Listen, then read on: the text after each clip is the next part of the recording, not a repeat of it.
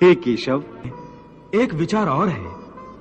आपका ध्यान लगाते समय मन में केवल आप रहें और संसार का कोई विचार बाधा ना डाले।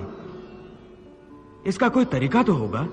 हाँ, एक आसान तरीका तो है, परंतु वो कोई विधि नहीं है, बल्कि एक गुर है, एक योगिक कला है, जिससे ध्यान लगाने में बड़ी सहायता होती है। वो आसान तरीका, वो योगिक कला क्या है मधुसूदन? सुनो अर्जुन, संसार के झमेलों से बचने के लिए मनुष्य एकांत में बैठकर मन को प्रभु के ध्यान में लगाए, क्योंकि एकांत में मनुष्य अपने भीतर झांक सकता है। इसी आत्मा से संपर्क ही प्रभु से मिलन का पहला चरण है। इसलिए हे अर्जुन, जो मुझसे मिलन चाहता है उसे सबसे पहले अपने अंतर में ही झांकना चाहिए, और यह तभी संभव हो सकता है जब मनुष्य का अपना शरीर उसके नियंत्रण में हो। यदि देह काबू में ना हो तो मनुष्य को ध्यान लगाने का उद्देश्य नहीं मिल पाएगा।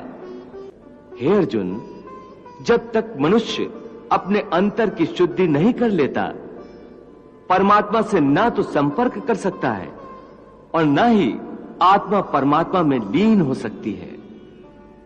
और यह भी समझ लो कि जब ध्यान लगाने का पहला उद्देश्य, क्योंकि अंतर शुद्धि है, इसलिए वो स्थान भी पवित्र होना चाहिए जहां ध्यान लगाया जाता है। परंतु वो मनुष्य मुझ में ध्यान नहीं लगा सकेगा जिसके जीवन में संतुलन ना हो। ध्यान लगाने में सफलता के लिए मनुष्य को संतुलन का पालन करने वाला होना चाहिए।